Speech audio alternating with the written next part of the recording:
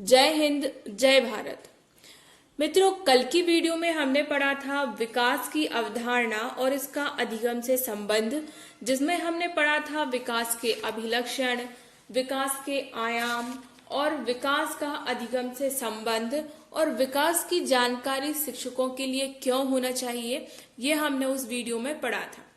आज बाल विकास का सेकंड लेक्चर है और हमारा सेकंड जो टॉपिक है सीटेट का जो सिलेबस है और वर्ग 3 का सिलेबस है और लगभग सभी टेट एग्जाम में इसी प्रकार का सिलेबस होता है। उसके अकॉर्डिंग आज का सेकंड टॉपिक है बाल विकास के सिद्धांत, प्रिंसिपल ऑफ चाइल्ड डेवलपमेंट।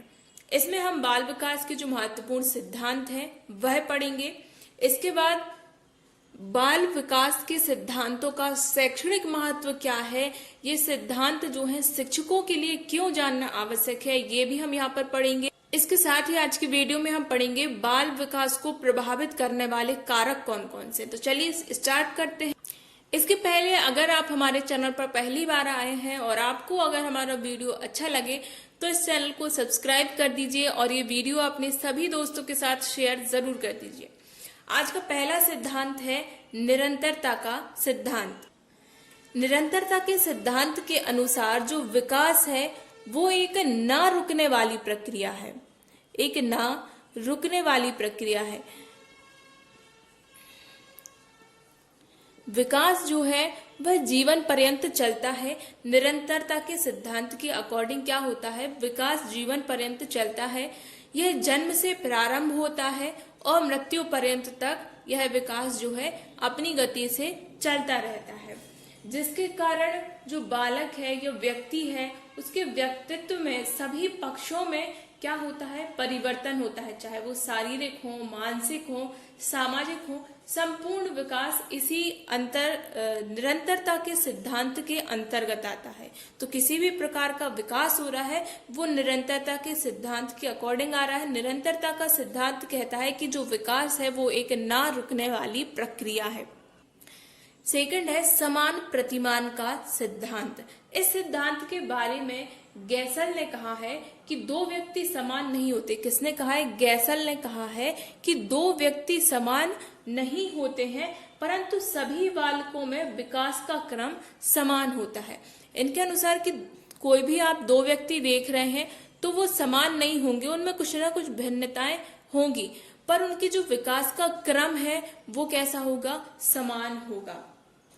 और यही कारण है कि जैसे देखिए विकास की गति तीव्र होगी तो किसी में विकास की गति क्या होगी, मंद होगी, वो धीरे धीरे आगे बढ़ेगा, ठीक है। पर क्या होगा, विकास का क्रम जो है वो वही चलेगा। किसी में तीव्र होगी तो वो बालक अधिक प्रतिभावान हो जाएगा और किसी बालक में विकास की गति मंद होगी तो उसका जो विकास है वो उतनी तीव्र नहीं हो पाएगा। हो सकता है वह बालक कमजोर हो, किसी भी क्षेत्र में कह सकते हैं, शारीरिक, मानसिक, ठीक है, किसी भी क्षेत्र में कह सकते।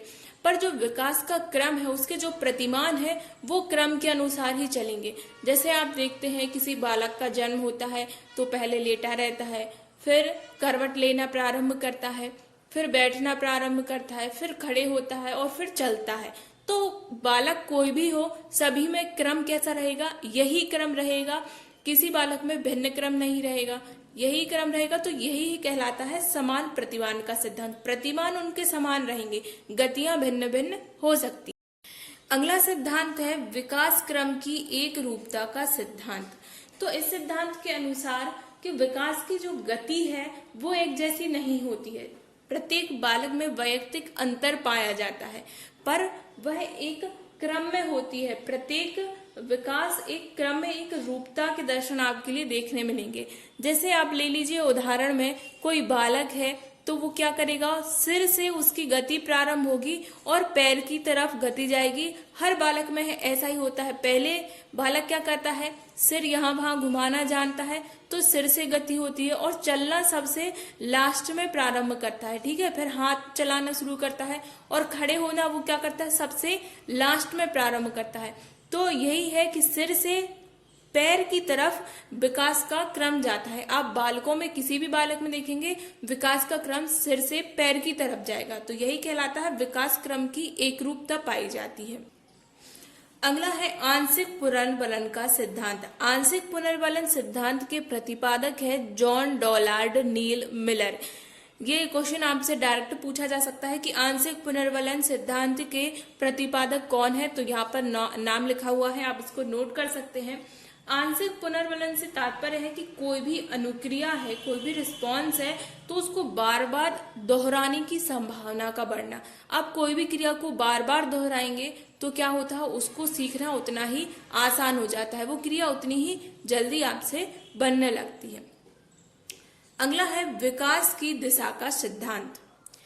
इस सिद्धांत के अनुसार विकास की प्रक्रिया पूर्ण निश्चित दिशा में आगे बढ़ती है। ठीक है, विकास की जो प्रक्रिया है वो एक निश्चित दिशा में आगे बढ़ती है, और विकास की जो प्रक्रिया है ये व्यक्ति के वंशानुगत कारकों को भी प्रभावित करती है। पर इसके अनुसार क्या होता है कि जो बालक है वो सबसे पहले, जैसा मैंने इसके पहले भी बताया था, कि सिर से पैर की तरफ जाती है। ठीक है, जो विकास होता है वो सिर से पैर की तरफ होता है। तो यही बता रहे हैं कि विकास की दिशा जो है सभी में एक सी जाती है, एक दिशा में चलता है विकास। बालक सबसे पहले अपने सिर को और हाथों को नियंत्रित करना सीखता है, उसके बाद वो अपने पैरों को नियंत्रित करना सीखता है, और फिर बिना सहारे के खड़ा होना सीखता है, और उसके बाद फिर वो चलने लगता है और दौड़ लगाने लगता है। तो यही है विकास की दिशा का सिद्धांत। अगला है एकीकरण का सिद्धांत। विकास की जो प्रक्रिया है ये एकीकरण के सिद्धांत का सबसे पालन करती है। इसके अनुसार जो बालक है वो सबसे पहले क्या करता है, अपने पूरे अंग को चलाना सीखता है, और उसके बाद उस अंग के भागों को चलाना सीखता है। फॉर एग्जाम्पल आप हाथ ले लीजिए, तो जो बालक है पहले हाथों को ऐसा सा घुमाना सीखता है। वो उंगलियों का ऐसा नहीं जानता कि अपन ने बोला एक तो एक निकाल रहा, दो तीन, वो उंगलियां नहीं जानता, उनकी लगभग मुट्ठी ऐसी बंद होती है, और वो हाथ को हिलाना ढुलाना, ठीक है, जैसा कुछ करना वो जानते हैं।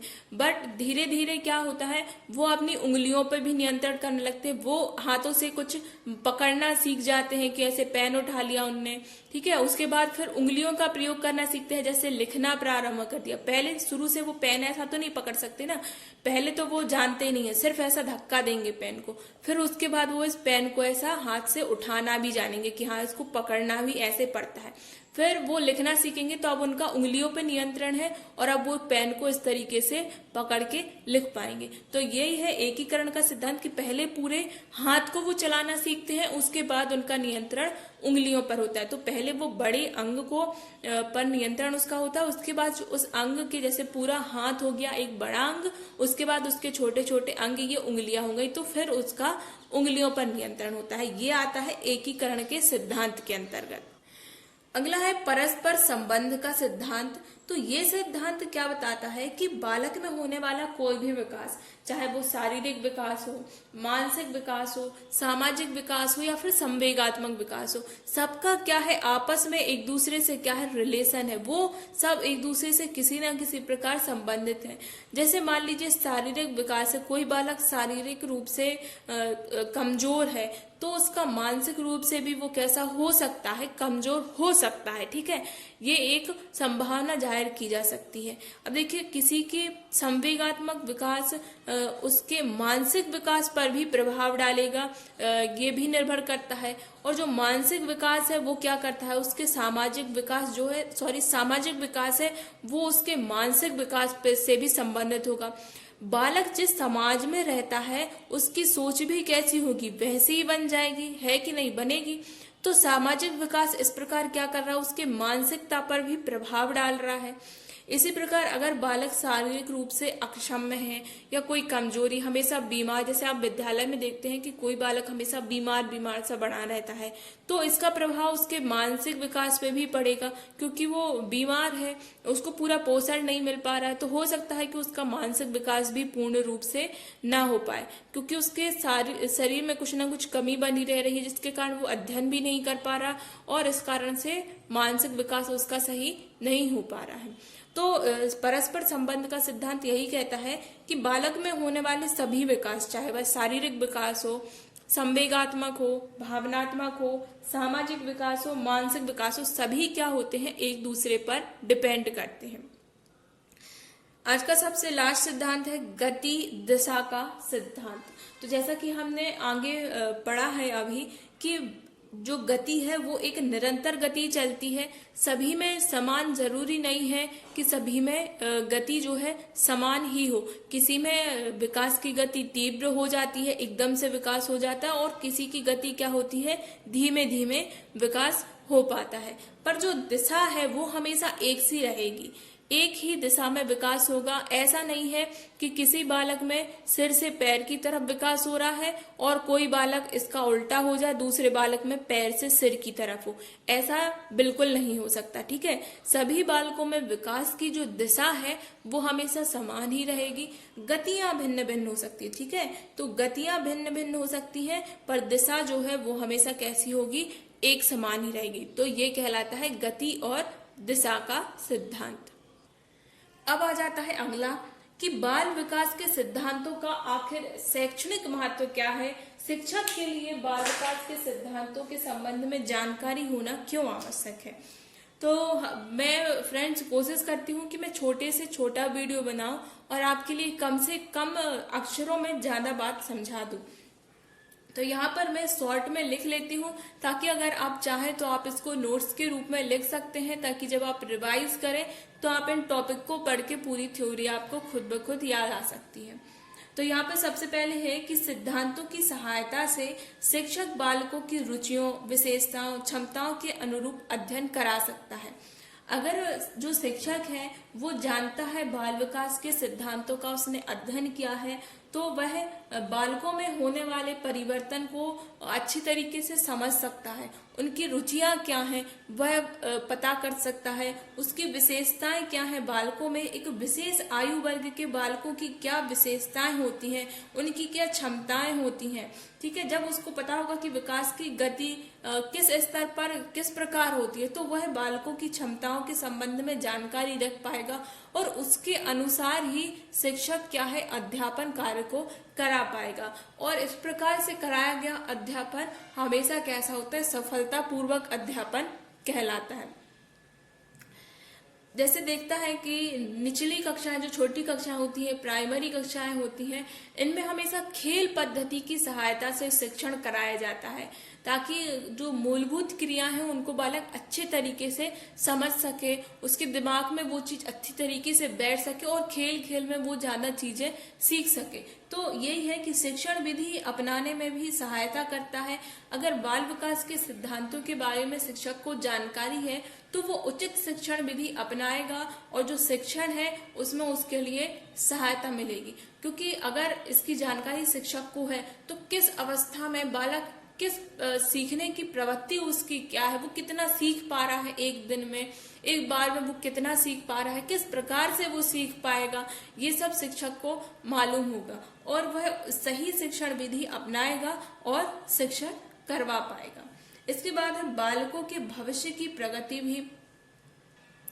इसके अनुसार बालकों की वृद्धि और विकास के सिद्धांतों से बालक के भविष्य में होने वाली प्रगति का अनुमान लगा पाएगा। जो शिक्षक है वो बालकों में भविष्य में होने वाली क्या प्रगति है उसका कुछ हद तक संभवतः अनुमान लगा पाएगा। और इस तरीके से बाल विकास के सिद्धांतों की जानकारी अगर शिक्षक को है तो वो बालकों का मार्गदर्शन, उनको परामर्श देना या निर्देशन देना, इस प्रकार से वो सहायक होगा और उनके भविष्य निर्माण में अच्छी भूमिका का निर्वाह करेगा। अब आता है बाल विकास को प्रभावित करने वाले कारक। तो बालकों के विकास को दो प्रकार के कारक प्रभावित करते हैं। पहला तो आंतरिक कारक और दूसरा बाह्य कारक। आंतरिक कारक यानी कि शरीर में होने वाले परिवर्तन या शरीर में पाई जाने वाली विशेषताएं। बाह्य कारक यानी कि जो बाहर वातावरण से उसको जो मिल रहा है, समाज से जो मिल रहा है, वो कहलाते हैं बाह्य कारक। तो आंतरिक कारक बहुत अधिक महत्वपूर्ण हो जाते हैं विकास में। सबसे पहले आता है वंशानुगत कारक। तो वंशानुगत कारक बालक के रंग रूप, आकार, उसकी शारीरिक गठन, ऊंचाई, ये सब उसके वंशानुगत कारक के अंतर्गत आ जाएंगे और ये उसके गुणों को बहुत ज्यादा प्रभावित करेंगे। जैसे बालक वंशानुगत कारक के कारण या अपने वंश के कारण उसकी जो है शारीरिक गठन, उसकी ऊंचाई अच्छी है, बनावट शरीर की अच्छी है, तो हो सकता है वो किसी एक विशेष क्षेत्र में अपनी योग्यताएं प्रदर्शित करे। अगर बालक अपनी शारीरिक बनावट के आधार पर, आपने देखा होगा जैसे कुछ दौड़ने में अच्छे होते हैं, कुछ अन्य खेलों में अच्छे होते हैं, तो ये सब वंशानुगत कारक प्रभावित करता है। अगला आता है शारीरिक कारक। तो शारीरिक कारक में आ जाएगा कुछ बालक जन्म से कैसे होते, दुबले पतले होते हैं, कमजोर होते हैं, बीमार होते हैं, या किसी भी अन्य शारीरिक समस्या से क्या होते हैं, पीड़ित होते हैं। और अगर आप उनकी तुलना में देखेंगे कि जो सामान्य बालक हैं, स्वस्थ बालक हैं, तो उनका विकास क्या होता है, अच्छे तीव्र गति से होता है। अगर आप देखेंगे तो बीमार बालकों का विकास सही नहीं हो पाता, जबकि जो स्वस्थ बालक है उनका विकास अच्छी गति से होगा और इसका विकास पर सीधा सीधा प्रभाव पड़ेगा। जो कमजोर बालक है उसका विकास नहीं हो पाएगा, और जो जन्म से ही अच्छा हष्टपुष्ट बालक है, स्वस्थ बालक है, उसका विकास कैसा होगा, तीव्र होगा। तो अगर शिक्षक को इन संबंध में जानकारी है तो वह उस गति से उन बालकों का अध्यापन कराएंगे, ठीक है ना। फिर अगला आता है बुद्धि।